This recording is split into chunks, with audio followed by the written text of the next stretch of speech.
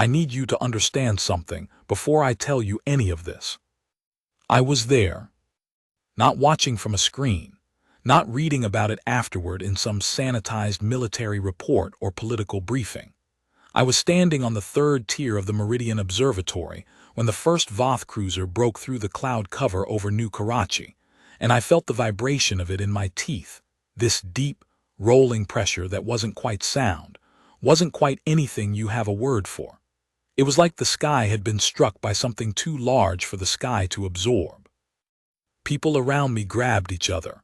A woman near the railing, I don't know her name, never learned it, started crying before she even knew why. Just instinct. Just the ancient animal part of the brain screaming wrong, wrong, wrong.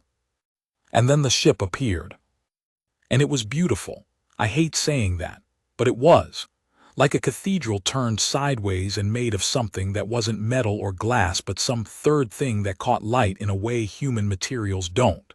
Massive, deliberate, hovering there above the monsoon clouds with an arrogance that wasn't even hostile, it was just indifferent, and somehow that was worse. The Voth had arrived, and they had not come to be impressed. What happened over the next 71 hours would change every calculation every government on Earth had ever run about the universe, about alien intelligence, and about what humanity actually is when something finally pushes it far enough. I'm going to tell you all of it, the parts I saw. The parts I pieced together later from people who were inside rooms I wasn't in. The things that got classified, and the things that were too big to classify because they happened in front of the entire planet. But I need you to understand something first. We warned them. We warned them 9 times. And they laughed. The Voth had been aware of us for approximately 16 years before they decided to make contact. That's the thing that still gets me, 16 years. They sat out there, past the orbit of Neptune somewhere, running their assessments, cataloging our transmissions, analyzing our biology from radiation signatures, watching our satellites and our wars and our sports broadcasts and our arguments, and they made a decision. Quietly, clinically. The way you decide whether a mildly interesting insect warranted a closer look before you stepped on it. Their decision was, visit, assess, integrate, or remove. That's the diplomatic translation. The actual Voth conceptual framework, once the linguists got their hands on the transmission archives, was closer to approach, measure, absorb, or sterilize. The word they used for sterilize had no emotional component whatsoever. It was the same register as discard, like they were talking about a piece of equipment that had failed its evaluation. The Voth were not evil, I want to be clear about that. They were just old, enormously, incomprehensibly old as a civilization. They had encountered 14 sentient species before us. 7 had been absorbed into their commonwealth. 3 had destroyed themselves before contact was completed. 2 had been deemed incompatible and removed. 2 had managed something the Voth files, again in translation, described as mutual recalibration, which means they'd managed to negotiate themselves into a kind of uneasy peer relationship. Humanity was number 15. And from everything the Voth had gathered in 16 years of quiet observation, we rated somewhere between the species they'd absorbed without much ceremony and the ones that had self-destructed. We were technically sophisticated. They gave us that. Our physics was, in their words, functional but naive. Our biology was interesting in a few specific ways they didn't elaborate on. Our social structures were chaotic but self-sustaining, which was apparently a mark in our favor, since most species at our development level had already collapsed under internal pressure. But we were small. Our fastest ships couldn't reach their slowest patrol vessels. Our weapons, even the things we hadn't officially admitted to having, were, in the Voth strategic assessment, manageable. Our numbers, concentrated on a single planet, made us what they called a contained population, easier to address if addressing became necessary. They had, in short, already decided we were not a threat. The warnings in their view were performance, posturing, the kind of noise a small animal makes when a large animal gets too close, instinctive, understandable, and ultimately irrelevant. That was their mistake. I was working at the Linguistic Interface Division of the United Earth Contact Bureau at the time, which sounds very grand and is actually a collection of about 40 exhausted academics, military linguists, xenobiologists who had mostly been theorizing about a job that would never exist, and 3 people from signals intelligence who were the only ones in the room who had actually slept properly in the months before contact. My role was secondary analysis. I took the primary translations that came off the processing array and looked for what we called tonal drift, places where the literal meaning of a Voth transmission and the contextual meaning diverged. Language carries more than words. The Voth had a communication system that was partly verbal and partly electromagnetic, pulses embedded in their transmissions that functioned almost like emotional metadata, coloring the content. Understanding the words without understanding the pulses was like reading a text message without any way to know if the sender was joking. I was good at the pulses, which meant I was one of the first people to understand, clearly and without ambiguity, that the Voth weren't just visiting. They were evaluating. And the evaluation was not going well for us. The initial contact had been 18 months before the ships arrived over New Karachi, distant, careful. Almost courteous in a clinical way, they sent a mathematical greeting first, as if assuming that was the language we were most likely to share, and to their credit they were right. Mathematics cracked open quickly. Basic symbolic communication followed. Then slowly, something like actual language. Ambassador Ria Chen led our contact team. I want to talk about her for a moment because I don't think she gets enough credit in the histories that have been written since, and she deserves it. Ria was 53, which felt old to some people on the team, but was absolutely the right energy for a first contact situation. She didn't panic. She didn't perform. She'd spent her career negotiating in places where the people across the table had very different ideas about human life than she did, and she'd learned a specific thing that most people never learn: how to be completely honest without being provocative. How to say this is who we are without it sounding like a threat or an apology. The first thing she told the Voth, once we had enough shared language for it, was, "We are not a civilization that responds well to being dismissed." It was not a threat. It was an observation. She said it with the same tone you'd use to describe a fact about weather, and the Voth received it with the pulse markers we'd learned to associate with mild amusement. They thought she was posturing. Second warning. Third, fourth, fifth came over the following months, as negotiations evolved and the Voth began presenting what they called their integration framework, essentially a list of terms under which humanity would be absorbed into their commonwealth. It wasn't slavery. I want to be precise. It was more like annexation. We would retain our culture, our planet, our internal governance. We would be required to redirect a portion of our industrial and scientific output to Voth collective goals. We would be prohibited from certain lines of weapons development. We would not, at least initially, have a voice in Voth collective governance. That would come later, after a compatibility review period of approximately 300 years. Every time our delegation said this is not acceptable, the Voth heard, "We are negotiating the terms of acceptable," because that's what it meant when the 14 species before us said it. They all, eventually, found terms they could accept. We kept saying it and meaning something different. Sixth warning came from General Adiz Okonkwo, who was not supposed to be in the room but was there as a military advisor, and who told the Voth liaison, through 3 layers of translation, that the moment any Voth vessel entered Earth's atmosphere without explicit human authorization, it would be considered an act of war under every definition of that term that humanity had ever written.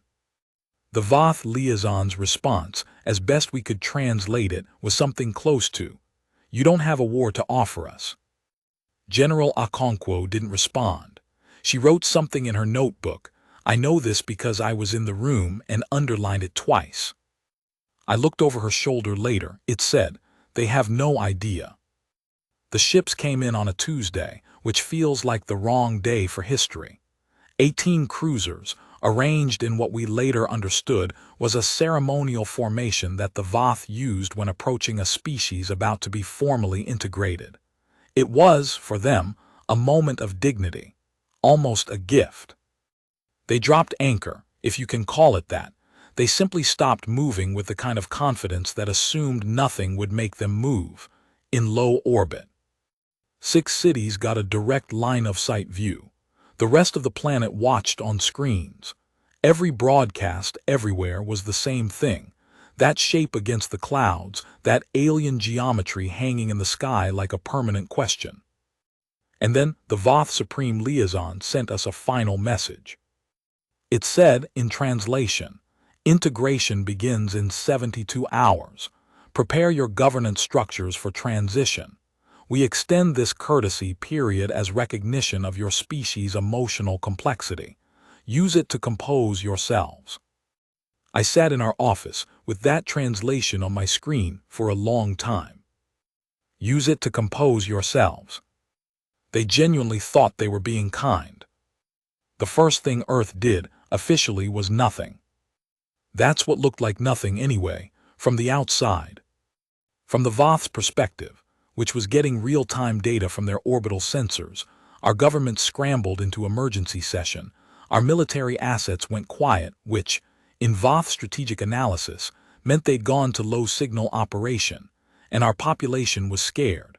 Their instruments measured cortisol spikes in urban areas.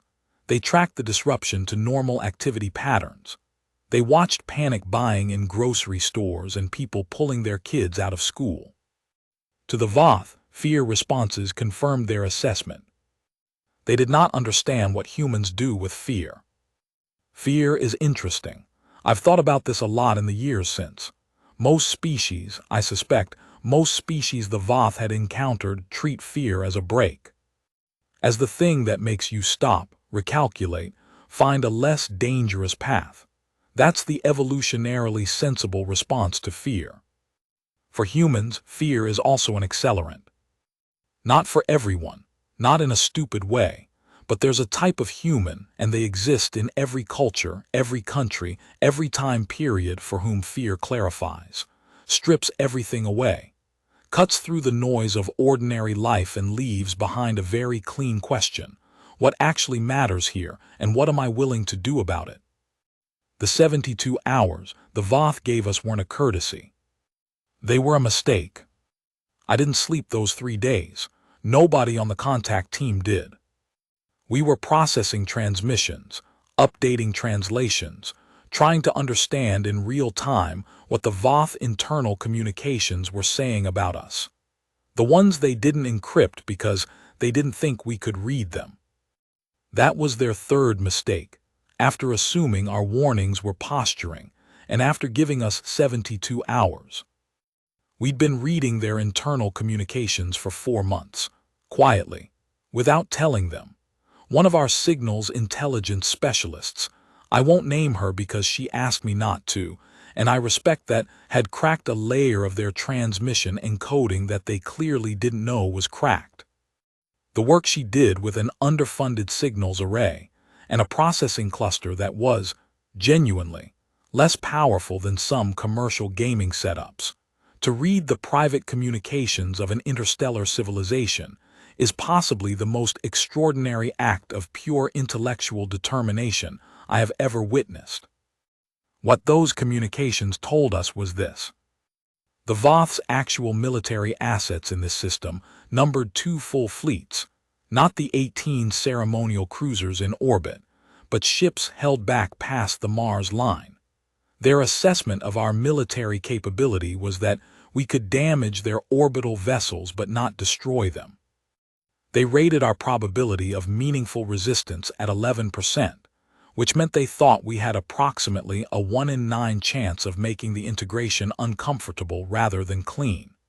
They had a contingency for meaningful resistance, escalation protocols that would, in their words, reduce the contested site to a non-threatening state before full integration proceeded.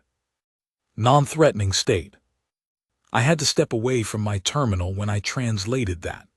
I walked out into the corridor, which smelled like old coffee and recycled air, and I stood with my back against the wall and breathed for a minute. Then I went back in. Because what I'd also read in those internal communications was the Voth's assessment of their own timeline. Their fleets were stretched.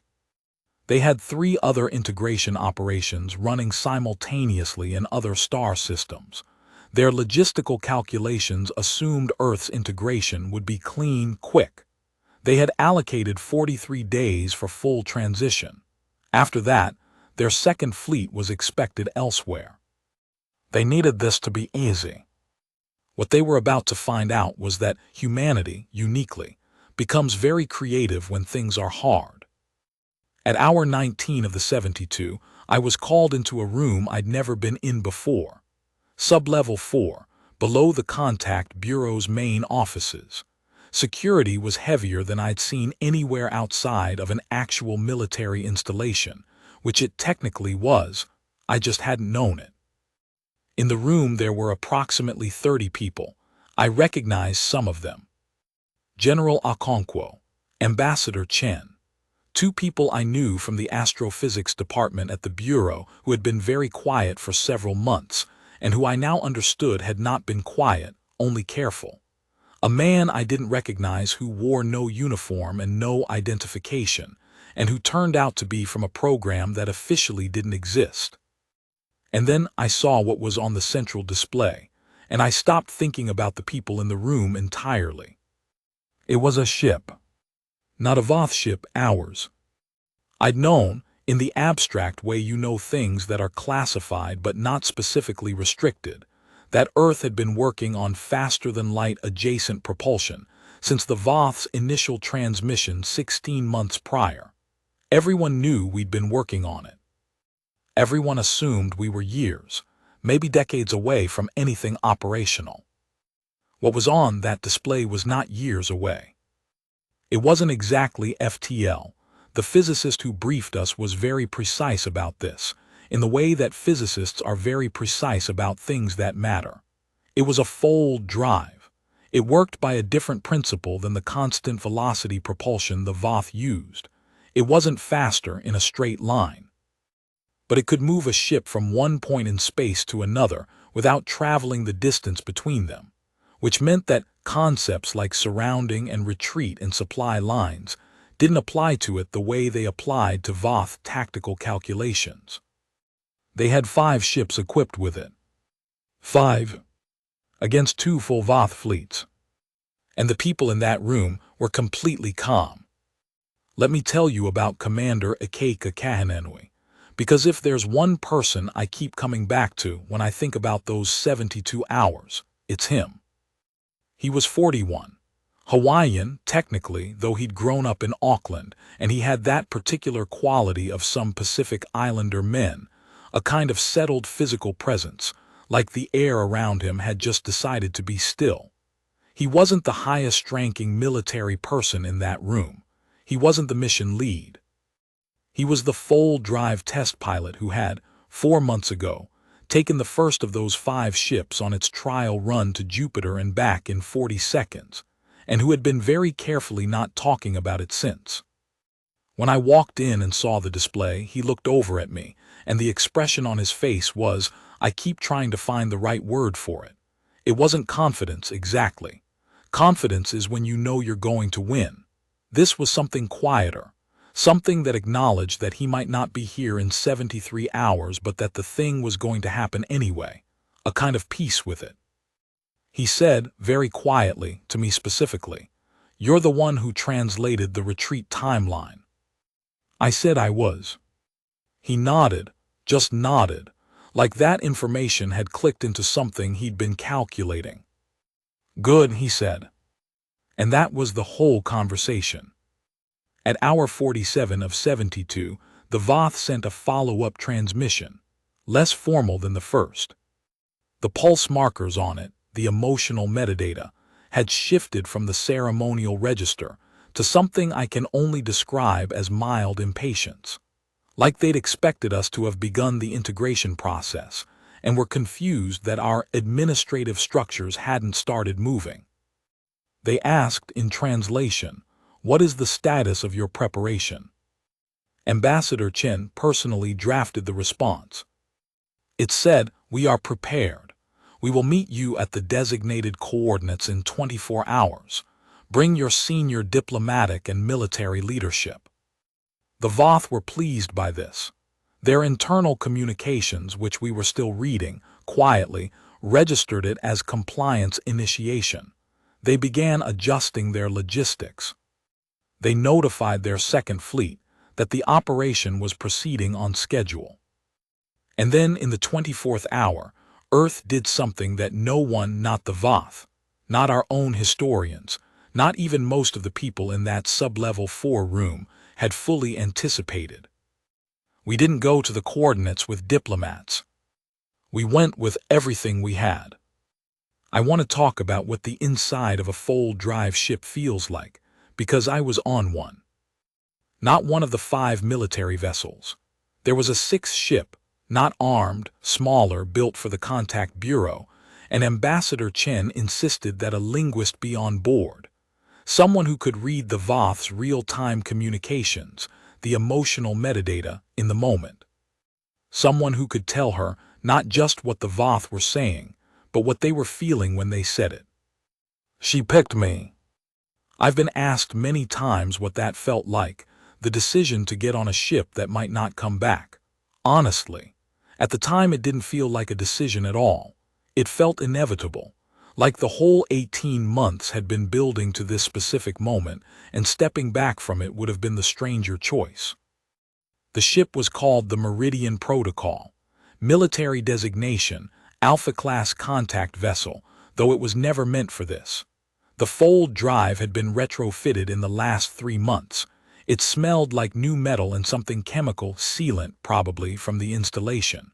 The crew was 12 people. 12 people on a ship the size of a large house, heading toward 2 Voth fleets. Commander Kahinanui was running the military lead ship, the Adamantine. I had a channel to him for the whole operation. I could hear his voice whenever I needed to, steady and quiet, like a rock in a river. We held at the edge of the designated coordinates, waited. The Voth were already there. They had arranged their 18 ceremonial cruisers in the formal integration formation. This was, in their tradition, a display of welcoming, a show of numbers meant to communicate we are powerful and you are being brought into our power and this is good. They didn't understand that the formation read, to human military eyes, as a threat display. Or maybe they didn't care. Maybe both were true for them. There were also, behind the visible formation in the long dark between us and the Mars line, the 2 full fleets. Not present, not at the coordinates, but close enough to arrive in hours if needed. What they hadn't done, and this is critical, was use their long-range sensors at maximum resolution on our approach vectors. They were reading us through standard operation sensors. Efficient, reasonable, the kind of sensor profile you'd use when you weren't expecting to be surprised. They should have used maximum resolution. Because if they had, they might have noticed the fold signatures that our ships had left at 17 different points in the surrounding space over the previous 12 hours. The staging markers, coordinates pre-calculated and preloaded, the same way you'd bookmark a page before you needed to find it again. They had no concept of fold drive tactics. They'd never encountered a fold drive in the field. Their entire military doctrine was built around ships that traveled in straight lines at consistent velocities, and the countermeasures they had for that were, I'll be honest, extraordinary. Their point defense systems, their fleet coordination, their targeting, all of it was developed over thousands of years of interstellar warfare, refined to a level we genuinely couldn't match in a straight fight. but a straight fight is only possible if you can find the other side. The official communications opened at 900 hours Earth Standard, which we'd adopted for the operation because we needed one calendar, and that was the one everyone's equipment defaulted to. The Voth Supreme Liaison, a being whose name translates approximately to Coordinator of Ends and means Valathur, opened with a statement in their integration ceremony register. Formal. Ritual. I could hear in the pulse markers the sense of this is a known procedure. We have done this many times, let it proceed. Ambassador Chen responded. She did not use the integration ceremony register. She used the register that we had over 18 months of careful linguistic work, identified as the Voth's peer address register, the one they used when speaking to the other 7 species in their commonwealth, the ones who had status, the ones who had earned the right to be spoken to as equals. The effect was immediate. The pulse markers from the Voth ship shifted. Confusion, recalibration. She said, and I'm giving you the translation with as much precision as I can, knowing that translation always loses something. We are not here for integration. We are here for recalibration. You have mistaken our patience for passivity. Today you will understand the difference. Silence. Not signal dropout. Not a transmission delay.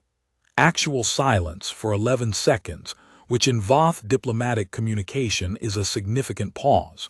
It means we are processing something unexpected. Then Valathur responded, in a register that I had seen in the archives, in recordings of the 2 encounters the Voth had categorized as mutual recalibration. A register that meant, we are listening differently than we were before. He said, what are you proposing to demonstrate? This is where I need to back up, because the demonstration wasn't just the 5 fold drive ships and their tactical positioning. The demonstration was everything we'd been doing in 16 months that the Voth didn't know about. Start with the fold drive itself. The 5 military ships, the Adamantine, the Revenant, the Threshold, the Long Count, and the Meridian Run, not to be confused with our contact vessel, were each carrying fold-capable tech that had been developed in conditions of almost absurd secrecy. The program had been funded through a network of budget lines across 9 governments, none of which individually showed anything alarming. The scientists on it had worked in 2-week rotations, compartmentalized enough that most of them didn't know the full shape of what they were building. The chief architect of the fold drive was a woman named Dr. Saoirse O'Acute Merchadha, who had been listed, officially, as on research leave from her university in Galway for 14 months. She was actually in a facility outside of Ulaanbaatar working 18-hour days. The fold drive wasn't our only surprise. Parallel to it, a completely separate team had been working on something the Voth would have no category for, what we called distributed mass ordnance, weapons that didn't fire from a ship but from objects already in space. Small, cold, electromagnetically silent, positioned in the months before the Voth arrived, using our existing satellite launch infrastructure so the launches looked like normal commercial and scientific payloads. Which they partly were. Most of those launches were exactly what they appeared to be. But scattered among them, positioned with extreme care at gravitationally stable points, were approximately 340 autonomous weapon platforms. Each one cold, silent, invisible to standard resolution sensors. Each one capable of receiving a single coded signal and responding within 4 seconds. The Voth had scanned Earth's space extensively, 16 years of observation and then 18 months of close approach. They had cataloged our satellites, our space station, our handful of crewed vessels in the inner system. They had not noticed the platforms. Cold and silent against the thermal noise of space, they looked, to Voth sensors, like debris, like the ordinary scatter of objects that accumulates around a spacefaring species in its early decades. This was by design. I remember when Dr. Farid Mansouri, who led the ordnance placement team, briefed the Contact Bureau's leadership about the platform network. He was a small man, quiet, with the habit of looking at his hands when he talked about things that mattered to him. He said, and I wrote this down because the phrasing felt important, "We didn't build a weapon. We built the appearance of nothing. The weapon is what happens when nothing stops being nothing." He smiled when he said it, a small, tired smile. There was a third component that I didn't know about until we were already at the coordinates, reading the Voth communications in real time. General Okonkwo had arranged, through channels I still don't have full clearance to understand, for one additional element. A single Voth internal communications relay, one of the nodes in their network that they used to coordinate between the ceremonial fleet and the two backup fleets past Mars, had been compromised. Not hacked, exactly. The signals intelligence specialist who'd cracked their encoding had gone further than just reading their communications. She'd introduced a very specific, very precise piece of interference into that relay node.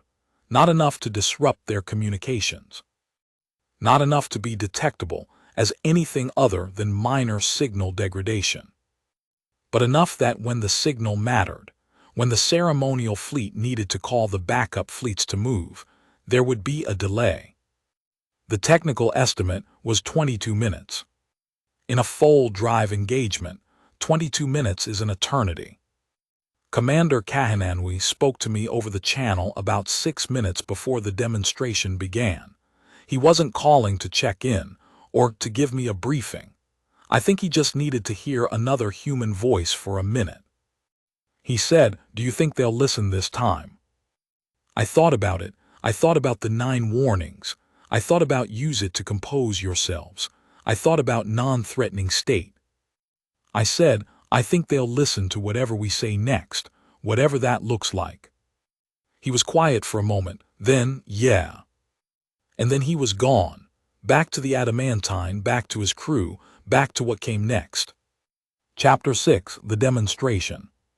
Ambassador Chen gave Valathur an answer to his question, "What are you proposing to demonstrate?"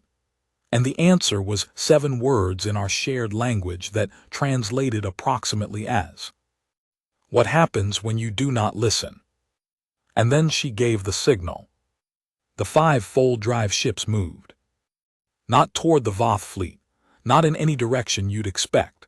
They simply vanished from their positions, fold transit, a fraction of a second each, and reappeared at 17 pre-calculated points surrounding the ceremonial formation. Not inside it, not close enough to be immediately threatening, but surrounding it in a sphere in positions that no conventional ship could have reached from the starting coordinates without transit time, without warning. 11 seconds. The adamantine was above the lead cruiser. The Revenant was behind the formation's rear anchor. The threshold was inside the formation's defensive perimeter, not firing, not moving aggressively, just there, where there should have been nothing. The Voth formation fractured. Not broke, they were professionals. Their military training was deep and their discipline was real. But the formation fractured, individual ships moving to re-establish positions, point defense systems powering up, targeting arrays trying to lock onto ships that weren't where their sensors expected them to be, because fold drive ships don't appear on approach vectors. They appear from nothing, present, already there. I was reading the Voth internal communications live. The pulse markers coming off the ceremonial fleet in that moment. I've described this to a lot of people and I always struggle with it. It wasn't panic. It was something more interesting than panic. It was the pulse marker set that, in my 4 months of studying Voth communication, I'd only ever seen in one context. The archives from their second integration encounter, 4,000 years ago, with a species that had done something unexpected. The Voth word for it was, the translation is imperfect, recalibration urgency. The recognition that the model you've been using to understand a situation is wrong, and the situation is real, and you need a new model immediately. They were recalibrating. They were taking us seriously for the first time. Valathur's transmission came 30 seconds after the fold. The register had shifted again. Further, past the peer address register, into something I'd only seen theoretically, a register designated in the archives as engagement with equivalent threat. The register the Voth used when they were speaking to someone they had assessed in real time as capable of ending them. He said, "What is this technology?" Ambassador Chen said, "It is ours." He said, "How long have you had it?" She said, "Long enough." The second phase of the demonstration was the platforms. No warning, no announcement, just execution. General Okonkwo on Earth sent the signal. 340 cold, silent objects stopped being nothing. They didn't fire on the Voth ships. I want to be absolutely clear about that. The activation sequence made them visible, made them emit a targeting acquisition signal that the Voth sensors would read clearly. They came alive all at once, 340 points of light in the Voth sensor display, surrounding not just the ceremonial fleet, but distributed across a sphere that extended well into the space between the fleet and the Mars line. Between the fleet and the backup fleets. The Voth tactical systems would have run the numbers in seconds, would have understood what the platform network meant spatially, would have understood that the backup fleets, if they moved, would have to pass through a field of active weapon platforms to reach the ceremonial formation, and that there was a compromised relay node in their communications that would delay the order to move by 22 minutes, and that there were 5 ships in position surrounding them that could, in the time it takes to blink, be in 5 different positions. I read the communications from the backup fleets, which we were also monitoring. They had stopped moving. The third element of the demonstration was not planned. It was not in any briefing I attended. It was not coordinated with the military or with the Contact Bureau or with General Okonkwo or even, I believe, with Ambassador Chen. It came from Earth.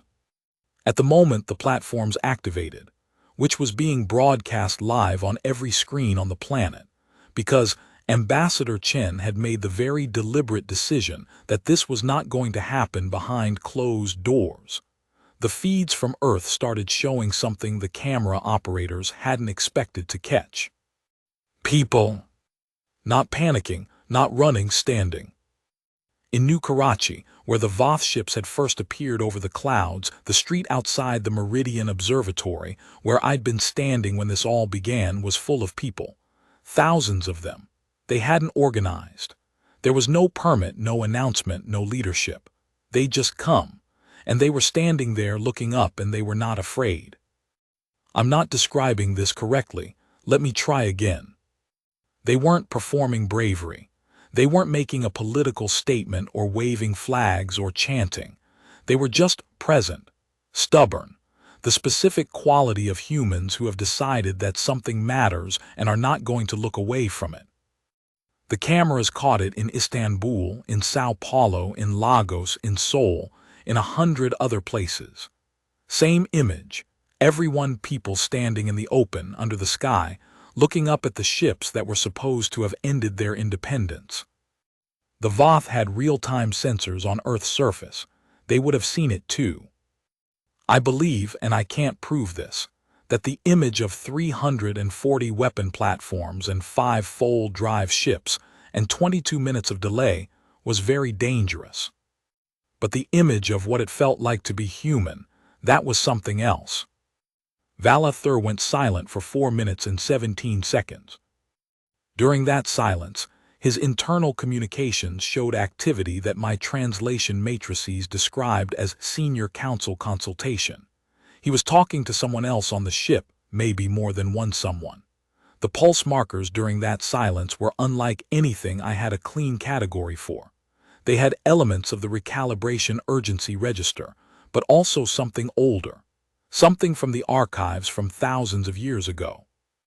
One of the linguistics team, a younger analyst who was extraordinarily good, better than me at certain frequency registers, leaned over during that silence and said, "You know what register that is?" I said I wasn't sure. She said, "Respect, the archaic form, The kind they don't use in diplomatic contexts anymore because they don't need to. I asked, when do they use it? She said, when they encounter something they weren't expecting to encounter. When Valathur spoke again, he had made a decision.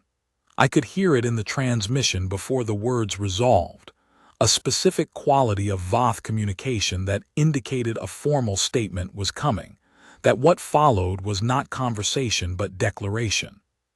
He said, and I'm giving you the formal translation, which the linguistics team worked on for 2 weeks afterward to make sure we had it right. We have assessed 14 species before yours. None has required this revision.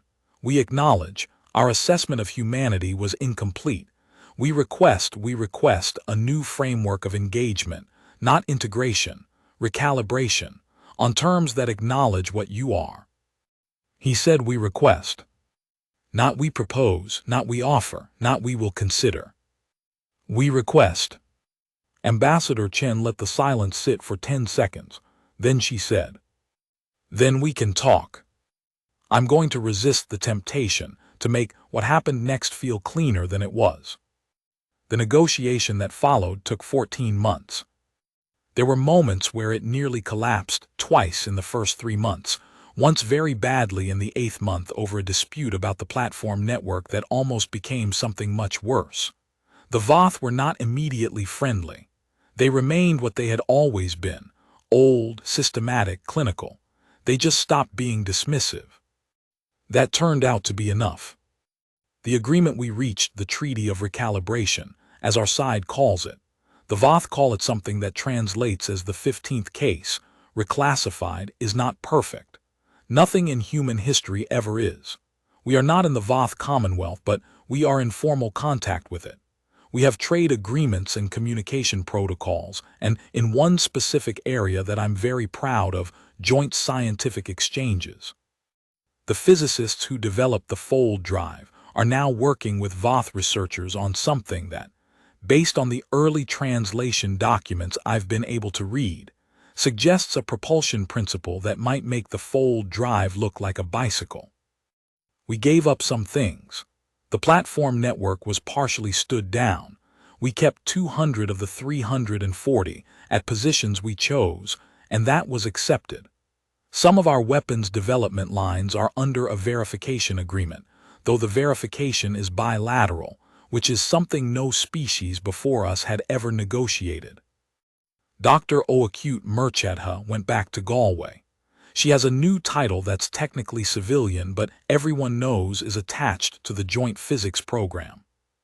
I've heard she's teaching a seminar on nonlinear propulsion that has a 2-year wait list. Commander Kahananwi left the military. He lives in Auckland. I've had dinner with him twice since, and he is still, somehow, the calmest person in any room he enters. He doesn't talk about the demonstration much. He said once when I pushed him a little, we just went somewhere they didn't expect us to be. Humans do that all the time. General Okonkwo is still General Okonkwo, still writing things in notebooks and underlining them. The moment I keep coming back to, the one that still feels like the center of it all when I turn it over in my mind, happened about 2 weeks after the treaty was initialed. Not signed, initialed, which is a first stage, a commitment to continue towards signature. A small Voth diplomatic vessel, not a cruiser, a courier class, essentially the Voth version of a small regional aircraft, came to Earth. Not in orbit. It descended. It came to the ground, to a landing area we'd prepared outside New Karachi, and a 4-person Voth delegation came out.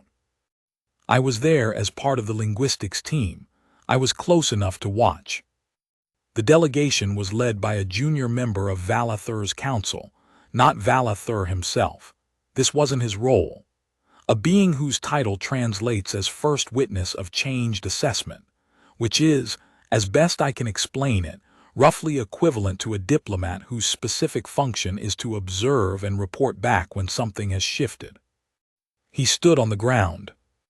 Earth ground, under an Earth sky, in the late monsoon season, with the clouds piling up in the west and the smell of rain coming. He looked around slowly, carefully. The way the Voth always look at things when they're actually paying attention. And then he looked at the group of us standing there. And then he looked at the city visible behind us, at the buildings and the traffic and the entirely ordinary chaos of a major city on a Tuesday afternoon. Then he did something. He inclined his head. It wasn't quite a bow. It wasn't quite any gesture from our taxonomy of respect, but it was clearly, unmistakably oriented downward, intentional, toward us. I asked the linguist beside me, the young one who'd identified the archaic respect register, what it meant in Voth body language. She watched it for a moment, then she said, "It's the equivalent of in the archaic form, acknowledging that someone stands where you didn't expect them to stand." I had to look away. I don't fully know why. The world obviously changed. I don't mean that in the clean history book way. I mean it in the messy, specific human way where everything changes and nothing is completely resolved. The planet that had watched the demonstration live, had watched 340 cold platforms come alive, and 5 ships appear from nowhere around the most powerful alien fleet anyone had ever seen, didn't just exhale and return to normal. Normal had been revised. There were arguments, obviously, long and loud ones in every government about whether we'd been reckless, about what the Voth would have done if the demonstration had gone differently, about whether secret weapons programs and compromised relay nodes and blind-sided alien fleets were the foundation you wanted to build a new interstellar relationship on. I was part of some of those arguments. I didn't always have good answers. What I'd say in the moments when I was most tired and most honest, we warned them 9 times. They had sensors on our surface and could see us standing in the streets. They had the same 14 months of diplomatic contact we did, and they could have reassessed at any point. They chose not to. We made them choose. Is that the right way to start a relationship that might last 10,000 years? I don't know. I genuinely don't know.